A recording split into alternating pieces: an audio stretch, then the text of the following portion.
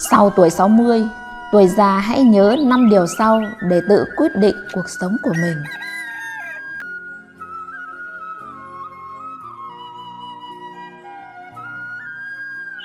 Quý vị thân mến, người xưa có câu nuôi dạy con cái phòng chừng lúc về già.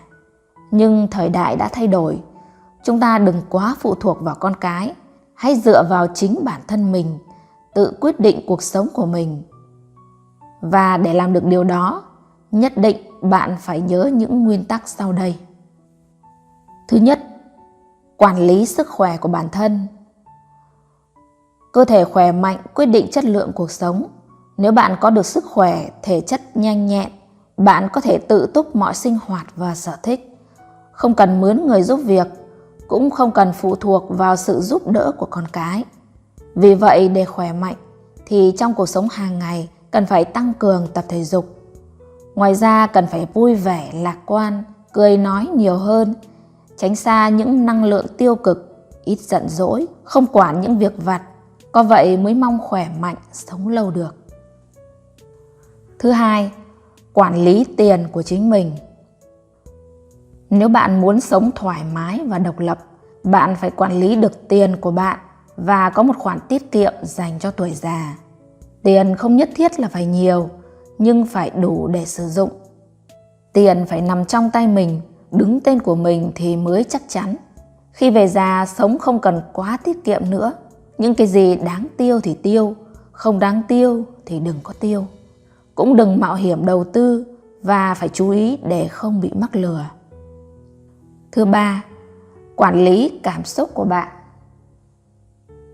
Mọi người khi về già thường dành tình cảm cho gia đình, như tình yêu với vợ, chồng, con cái, cháu chắt.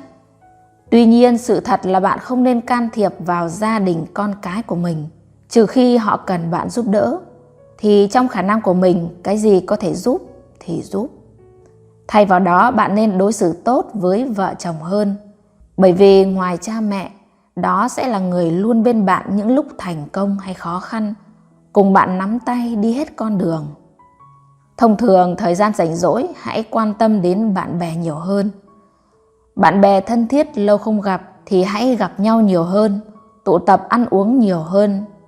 Bạn bè chính là niềm vui trong cuộc sống bên cạnh gia đình của bạn. 4. Quản lý tâm thái của bạn. Bạn muốn sống một cuộc sống tuổi già hạnh phúc thì điều quan trọng nhất là quản lý tâm thái của bạn. Sức khỏe, kinh tế là nền tảng, nhưng quan trọng hơn chính là tư tưởng của bạn. Vui vẻ, lạc quan sẽ vượt lên bệnh tật tuổi già. Hãy xem nhẹ những thứ danh lợi hão huyền. Hãy để tâm trí của bạn được nghỉ ngơi, tận hưởng ánh nắng mặt trời, tận hưởng cuộc sống hiện tại. Đừng lúc nào cũng ủ rũ, rên rỉ, thở than. Hãy cởi mở vui vẻ, cuộc sống sẽ hạnh phúc tươi đẹp hơn. 5. Quản lý danh tiếng của bạn. Càng là người già càng phải quý trọng danh tiếng của chính mình. Càng tuổi cao thì càng phải tự yêu bản thân mình, sống càng tôn nghiêm hơn. Đừng tham tận hưởng, đừng tham lam danh tiếng. Chỉ cần lòng tự trọng, tự yêu mình, yêu cuộc sống thì tuổi già sẽ được rực rỡ hơn. Biết cách tránh xa những người xấu, những điều xấu. Đừng làm những điều khiến cho bản thân không được tôn trọng. Tránh đưa mình vào những cuộc tranh luận vô bổ. Dựa vào ai cũng không bằng dựa vào chính mình. Nếu chúng ta có thể quản lý tốt 5 điều trên thì hãy yên tâm, bạn đã sẵn sàng cho một cuộc sống an nhiên, vui vẻ lúc về già. 9. Điều không nên làm khi về già. Khi về già, các bộ phận trong cơ thể đều lão hóa, yếu đi. Một số điều sau đây luôn ẩn chứa những hiểm họa bất ngờ mà người cao tuổi cần phải lưu tâm đề phòng. Thứ nhất, không nên tập luyện lúc quá sớm. Ta vẫn thường có quan niệm cho rằng tập luyện vào buổi sáng là tốt vì không khí trong lành. Điều đó là không đúng, vì từ 4 giờ cho đến 6 giờ sáng theo quy luật của đồng hồ sinh học của người già, thân nhiệt đang cao, huyết áp tăng. Thận thượng tuyến tố cũng cao gấp 4 lần buổi tối. Nếu vận động mạnh, chạy hoặc đi bộ nhiều, gặp gió lạnh, tim sẽ rất dễ ngưng đập.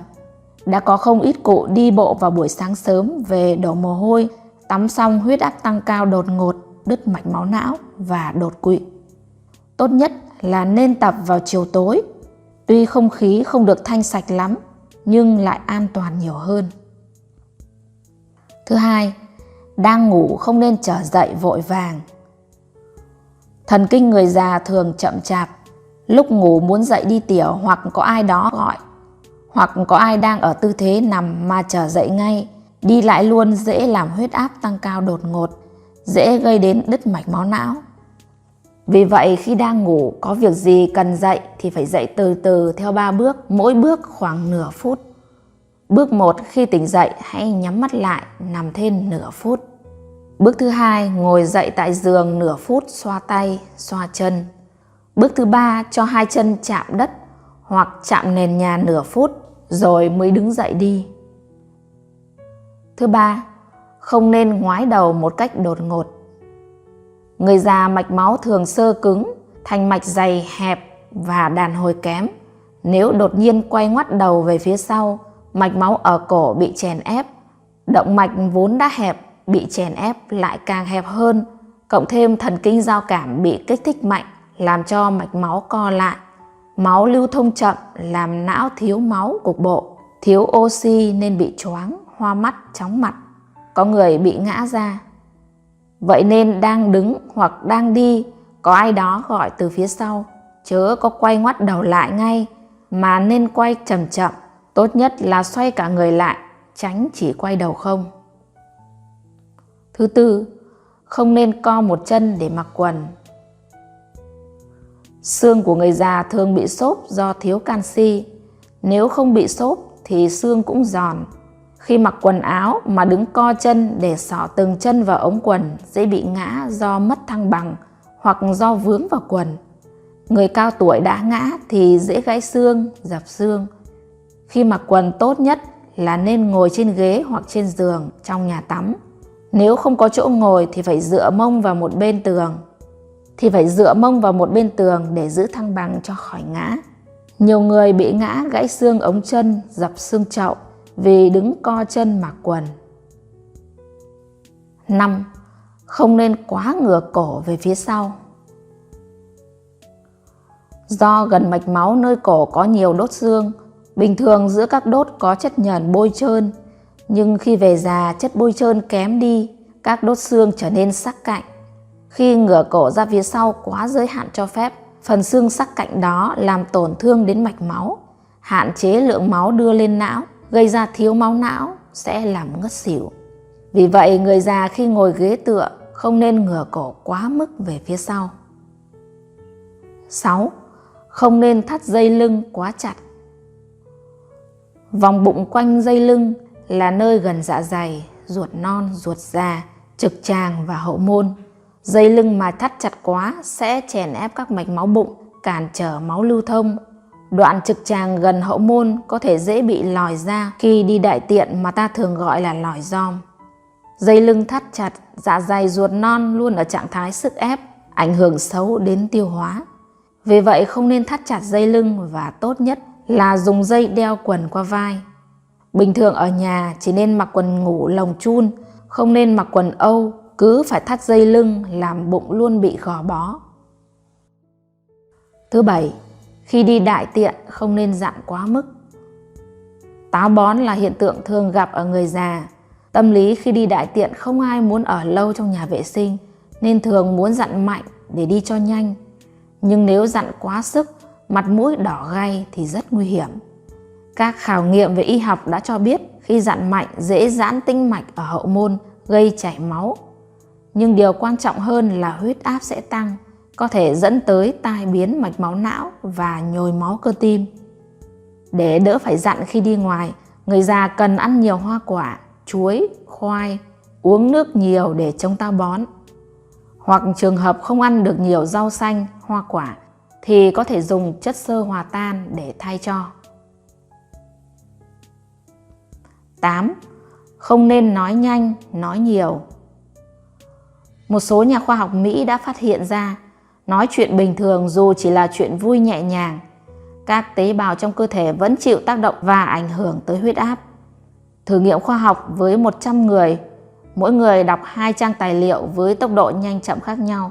Kết quả cho thấy người đọc với tốc độ vừa phải thì huyết áp và nhịp tim bình thường. Người đọc nhanh quá, đọc liến thoáng thì lập tức huyết áp tăng cao.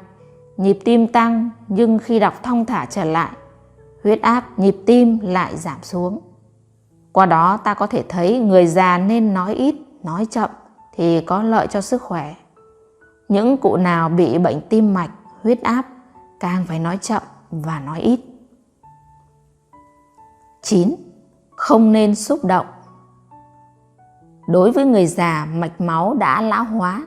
Nếu xúc động mạnh, quá giận dữ hoặc quá vui, dễ dẫn tới nhồi máu cơ tim và đứt mạch máu não.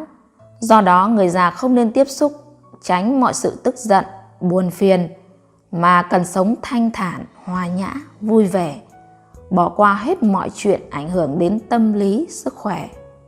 Có một câu nói rất hay là đừng để chết vì thiếu hiểu biết. Vì thật ra đã có rất nhiều người chết vì thiếu hiểu biết, kể cả những người còn đang rất trẻ. Qua sự hiểu biết ít ỏi của bản thân, qua kinh nghiệm của cuộc sống và qua tham khảo các tài liệu y học mới nhất của nước ngoài, hy vọng rằng video ngắn ngày hôm nay sẽ giúp các bậc cao niên sống lâu, sống khỏe, sống vui, tăng thêm nhiều tuổi thọ. Quý cô bác anh chị em vừa nghe xong bài chia sẻ. Tuổi già hãy nhớ 5 điều sau để tự quyết định cuộc sống của mình. 9 điều không nên làm khi về già. Lúa Vàng rất mong sẽ nhận được sự đóng góp ý kiến của cô bác anh chị em gần xa để Lúa Vàng có thể đưa ra những video chất lượng hơn phục vụ đông đảo quý khán thính giả. Nếu thấy giá trị, hãy chia sẻ video này tới tất cả mọi người. Lúa Vàng xin chân thành cảm ơn quý cô bác anh chị em rất nhiều. Xin kính chúc quý vị thân tâm an lạc. Xin chào và hẹn gặp lại quý cô bác anh chị em ở các video tiếp theo.